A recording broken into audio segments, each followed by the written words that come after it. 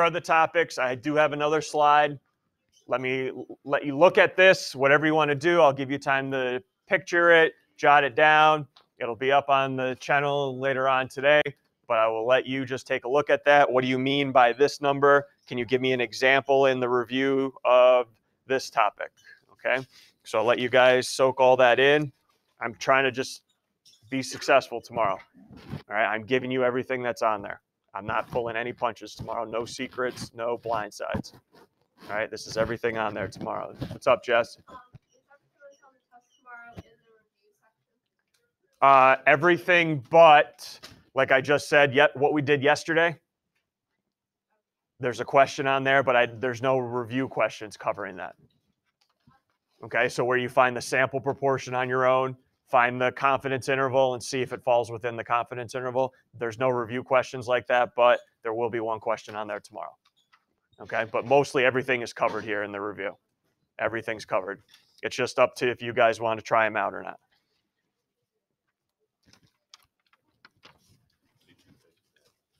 Yeah, see, when I say see the toothpaste example for set up your own controlled experiment, let me just get you the page number because it was some of you may have not have done it because it was an assignment question, but I think that was way at the beginning of the unit where you guys had this set up. It was a new brand of page 5, number 4. That's what I'm talking about with the toothpaste, page 5, number 4.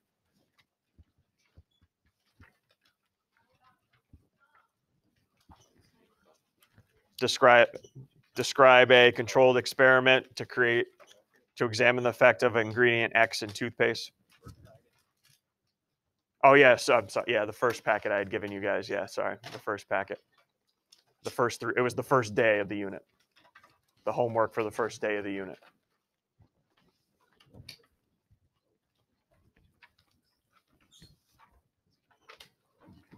Okay.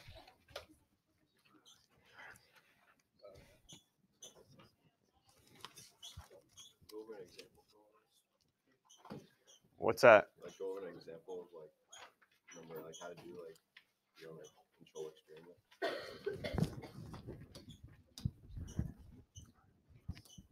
So let's just go to that one then, huh?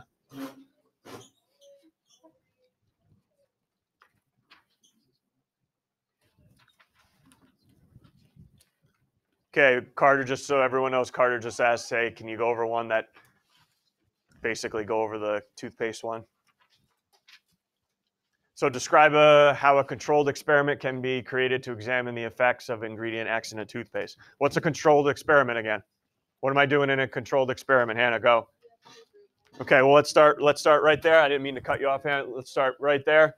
Oh, not there yet. Go back. Okay, let's start right there. 2 groups. All right, let's divide them up into group 1 and group 2.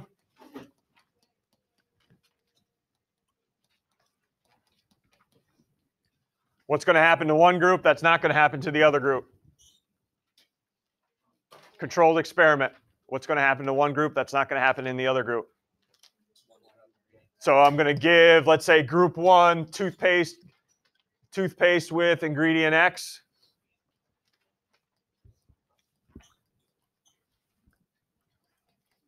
And what am I going to give the other group then? Toothpaste. Toothpaste with maybe placebo ingredient. Again, you can get creative here if you want. Colgate toothpaste, fine, whatever, right? Toothpaste with placebo ingredient. What?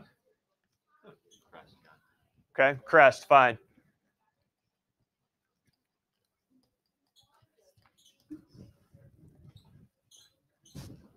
There you go. That's as much as I need. I don't need the whole find the difference in the mean, see if it's statistically significant. Just tell me that you're dividing up into 2 groups. One gets the treatment, one gets the placebo. Okay? Where else here do you want to go? Anything else before I show? There's a couple other topics coming up. Austin, go. Yep, population versus sample. You guys go to your review for me. Can you go to number 19 in the review? Number 19 in the review.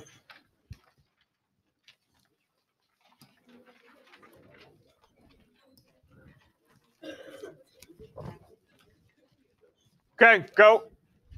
You got the, go ahead, read through it real quick, and I'll ask you what you think the sample and what you think the population is.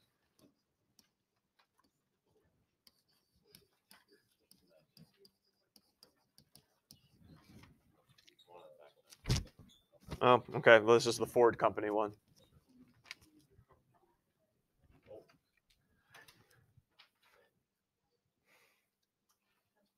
Okay, so let's talk. Population is the entire, what we're studying. A sample is a portion of the population. So let me start with the population here. What are we studying overall? All what? All 2018 Edge SUVs. We can't study all of them, so we take a sample, which would be what? 100 Edge SUVs. Perfect. All right.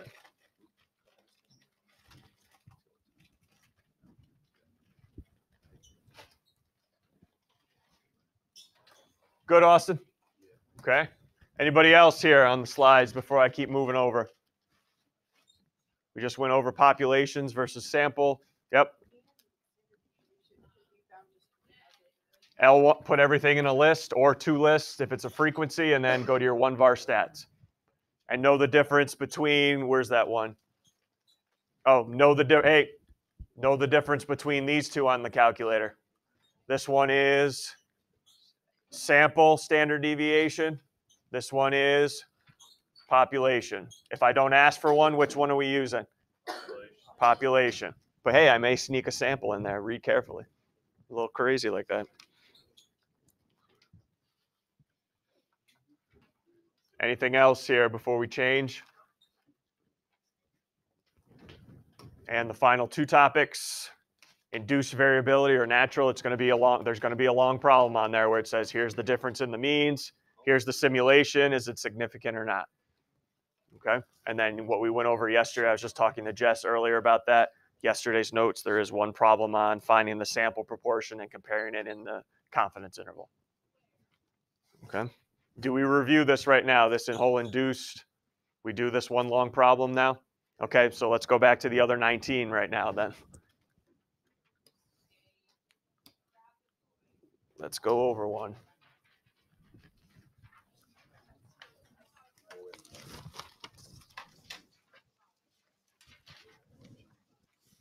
Okay, please do not get intimidated or tomorrow frustrated or just plain give up, laziness, because it's a long problem. I'm going to tell you it's going to take up a whole page. All right, so go ahead, read through the Monarch Butterfly with Big Carlos. All right. Great name, by the way, Carlos. Anybody, Baby Carlos, movie it comes from? Baby Carlos. No? Hangover? No?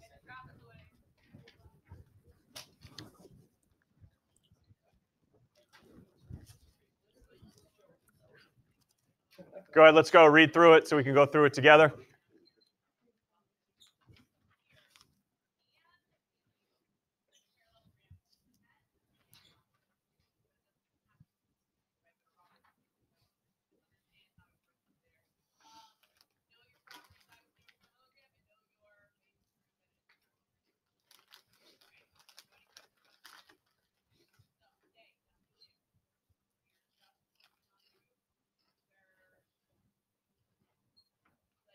Okay, so going into tomorrow, know your observed difference. Sometimes it's given to you. And like in this case, it's given to you. Sometimes you may have to calculate it on your own by subtracting the two. All right, where is our observed difference that we're going to compare to our simulation? Where's our observed difference? Difference in the means. 0.5. Everyone see? 0.5 centimeters. Okay, here's our observed difference. 0.5 centimeters, 0.5 centimeters. There's our difference in the means. Now, this problem doesn't have it, but be prepared tomorrow. In the context of the problem, what does it mean? In the context of the problem, what does that mean, that negative? I know it's the difference in the means. That's not going to be acceptable tomorrow. What's that 0.5 mean? That is on average, wingspan of new butterflies is 0.5 centimeters larger than traditional butterflies. That's something I'm going to look for tomorrow. Okay, so now what do we do with the 0.5? I ran a simulation. There it is. What do I do now with the 0.5? Where is it on the dot plot? Yep. All right, so 0.5, here it is on the dot plot. We got to know, is it with the majority or is it on the outside? That's really a tough one right there. That's kind of borderline, isn't it? Okay. What did you just come out of your mouth? Yes, sir. Oh, I thought you said guess it. I was like, are you kidding me? We do have a way to tell if it's statistically significant or not. What am I going to do to see if it's significant or not? Count how many are at or below. So go ahead. This is a pretty easy one. Count how many are at, or in this case, above, excuse me, at or above my 0.5. How many do I have? 7. 7 out of.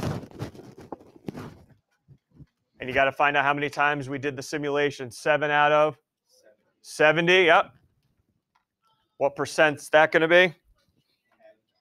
That's going to be 10%. So is this significant or not? Yes, no?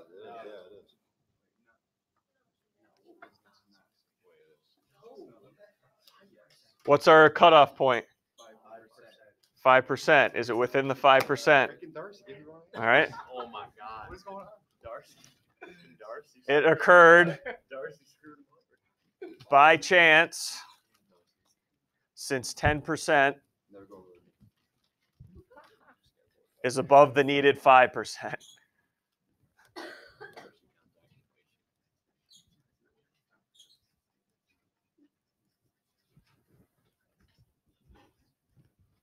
To be statistically significant.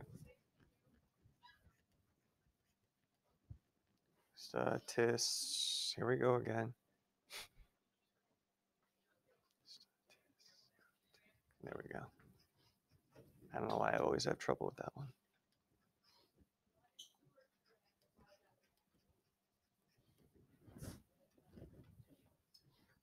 Okay.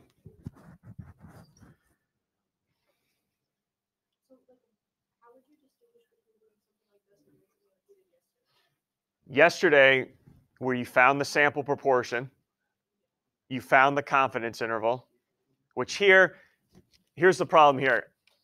Can you use the confidence interval? You could, but what you would have to do is very, very painful and literally type all those into your lists. Find the mean and the standard deviation so you can do your margin of error and confidence interval, and it would probably fall within. Okay, but yesterday I wanted to know if the sample proportion fell within the confidence interval. No. 0.5 is. Well, it's not my sample proportion. It's just it's the difference in the means. It's not my sample. Like I have no sample proportion here. Okay. All good? Anything else we want to work on while we're here? If not, I'm going to let you guys go to your Chromebooks and get after it. Anything else? Yes, Jess.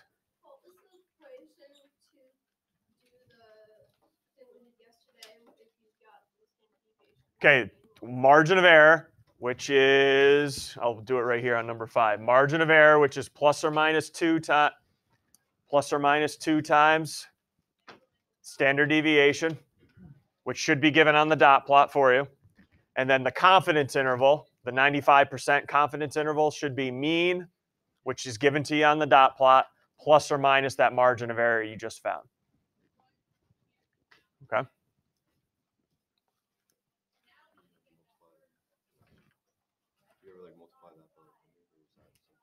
The confidence interval?